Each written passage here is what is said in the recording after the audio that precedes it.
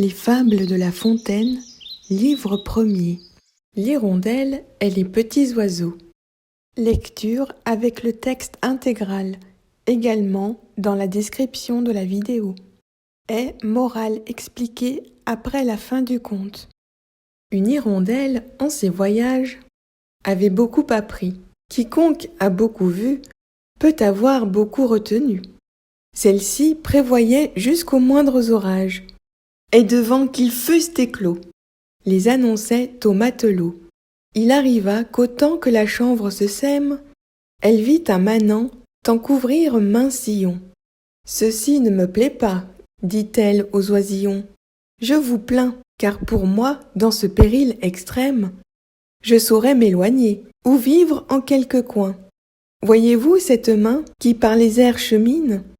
Un jour viendra, qui n'est pas loin, que ce qu'elle répand sera votre ruine.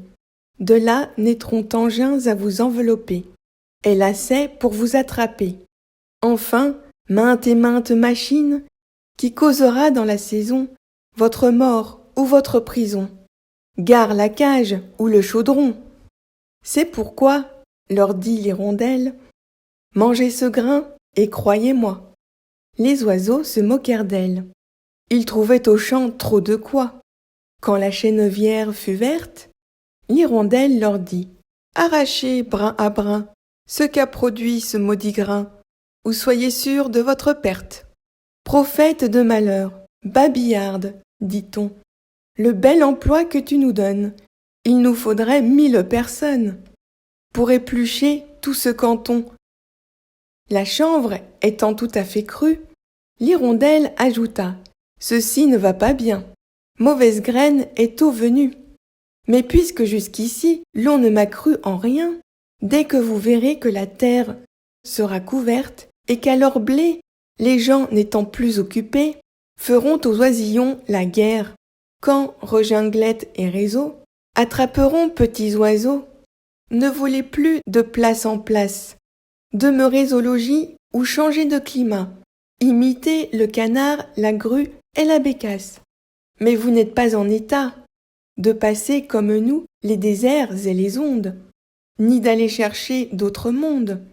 C'est pourquoi vous n'avez qu'un parti qui soit sûr, c'est de vous renfermer au trou de quelque mur. » Les oisillons, las de l'entendre, se mirent à jaser aussi confusément que faisaient les Troyens quand la pauvre Cassandre ouvrait la bouche seulement.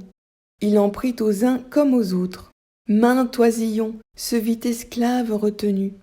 Nous n'écoutions d'instinct que ceux qui sont les nôtres, et ne croyons le mal quand il est venu.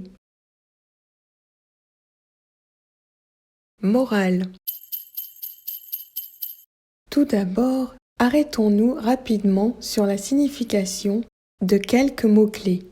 La chanvre était au féminin dans le vieux français. C'est le chanvre, plante qui se cultivait au XVIIe, surtout pour fabriquer des tissus pour les vêtements. Chènevière est un champ semé de chenevis, graines de chanvre.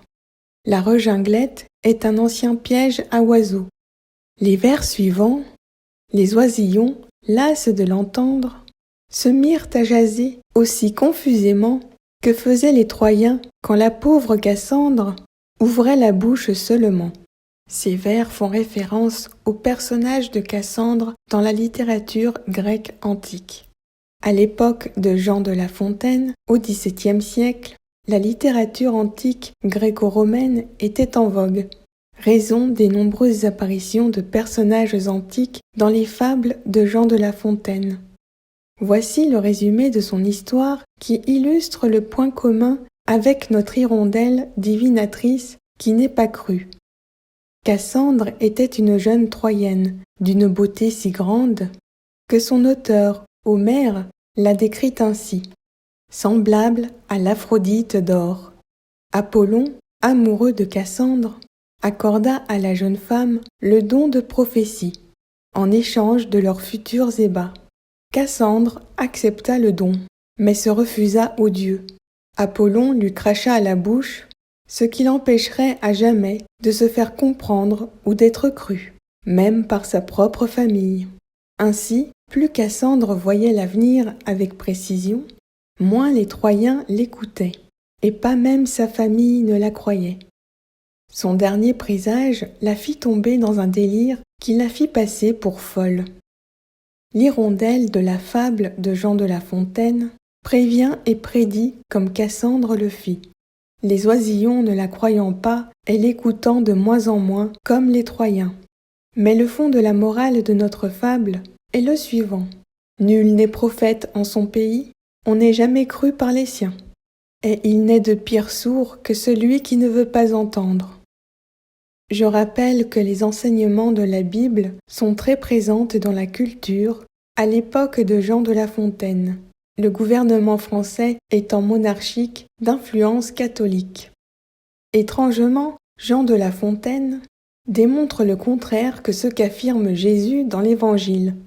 Alors que Jésus signifie que l'on n'est pas cru par les siens, Matthieu 13, 57, Jésus leur dit « Un prophète n'est méprisé que dans sa patrie et dans sa maison. » Au contraire, l'hirondelle de Jean de La Fontaine n'est pas crue par ses interlocuteurs avec lesquels elle n'a ni lien d'espèce ni de parenté. Ceci dit, les deux assertions sont vérifiables. Il n'est de pire sourd que celui qui ne veut pas entendre, d'où que vienne le conseil proféré, qu'il soit de proche comme d'étranger. Une vérité globale se rejoint. Nous n'écoutons d'instinct que ceux qui sont les nôtres, c'est-à-dire nous nous écoutons d'abord que nous-mêmes, et ne croyons le mal que quand il est venu. Ainsi les avertissements d'autrui se produisent. Une fois que nous les constatons dans la réalité, une fois que le mal est venu. Soulignons encore que l'hirondelle est la seule espèce d'oiseau qui niche dans les murs des maisons des humains. C'est pourquoi l'hirondelle est choisie dans cette fable. Bien avant Jean de La Fontaine, le fabuliste antique Ésope illustre cette particularité de l'hirondelle. Dans sa fable, l'hirondelle et les oiseaux. Il n'y a aucun doute que Jean de La Fontaine s'en est inspiré. Cette fable explique comment l'hirondelle trouve place dans les demeures des hommes, contrairement aux autres oiseaux, qui, eux, se font piéger. Ce qui fait de l'hirondelle un oiseau bien différent. Par curiosité, voici la fable d'Ésope, l'hirondelle et les oiseaux. Comme le gui venait de pousser, l'hirondelle, sentant le danger qui menaçait les oiseaux, les assembla tous et leur conseilla, avant de couper le gui au chéri qui le portait. Mais si cela leur était impossible, de se réfugier chez les hommes et de les supplier de ne pas recourir à l'effet de la glu pour les attraper. Les oiseaux se moquèrent d'elle, la traitant de radoteuse. Alors elle se rendit chez les hommes et se présenta en suppliante.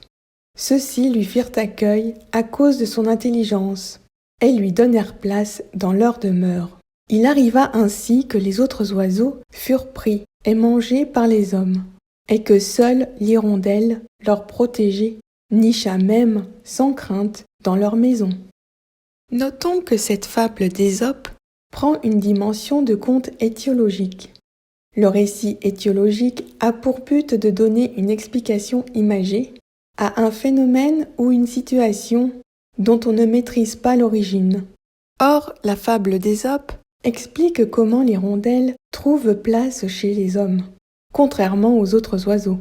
Son point commun avec celle de La Fontaine est la mise en scène d'une hirondelle, qui conseille aux autres oiseaux, qui se moquent d'elle comme chez La Fontaine, d'éviter les pièges des hommes en leur suppliant de les accueillir chez eux pour ne pas être tués.